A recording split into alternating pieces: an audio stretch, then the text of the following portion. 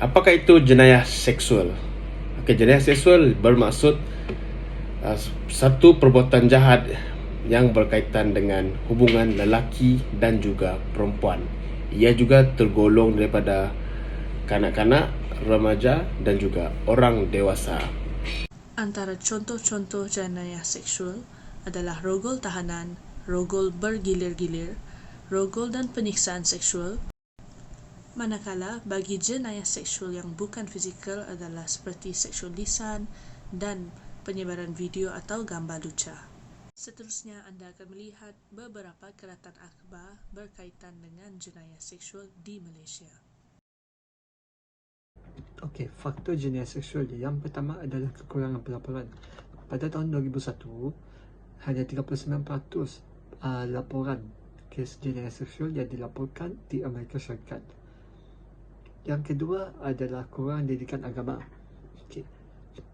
Tiada pegangan agama mendorong seseorang terpesong dan melakukan sesuatu yang melanggar hukuman ataupun maupun norma masyarakat.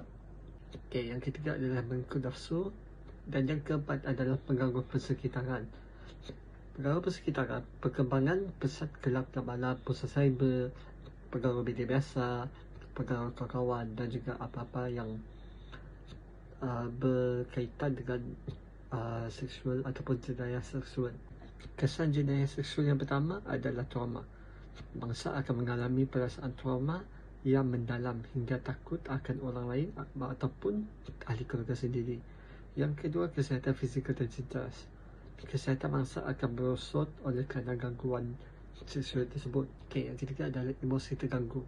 Bangsa akan mudah merasa tidak selamat atau takut akan keadaan di sekeliling mereka. Yang keempat adalah masalah kesihatan mental.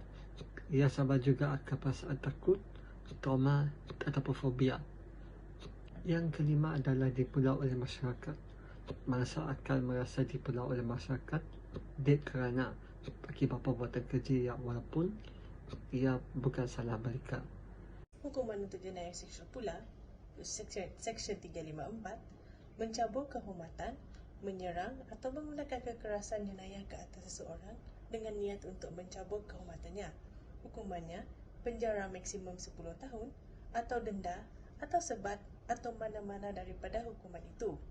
Seksyen 355, menyerang atau menggunakan kekerasan jenayah ke atas seseorang dengan niat untuk menjatuhkan kehormatannya kecuali didesak dengan bangkitan marah yang serius.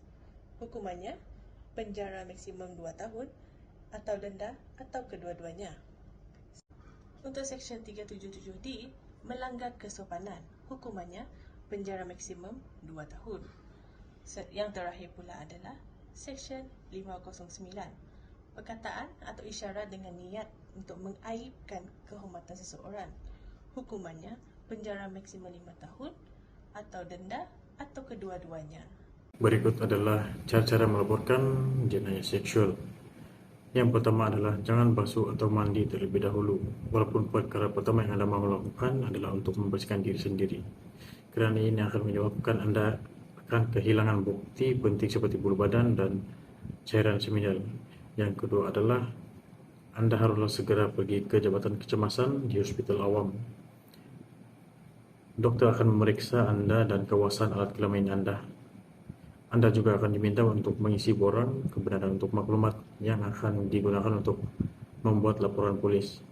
Sekiranya anda pergi ke balai polis, seorang pegawai polis wanita akan mengambil laporan anda dan menemani anda ke hospital. Anda juga mungkin diminta untuk melepasti penyerang itu. Yang ketiga adalah jika anda tidak pasti apa yang perlu dilakukan atau memerlukan konseling, hubungi rakan atau seseorang yang boleh dipercayai. Anda juga boleh menghubungi organisasi wanita atau talian NUR 15999.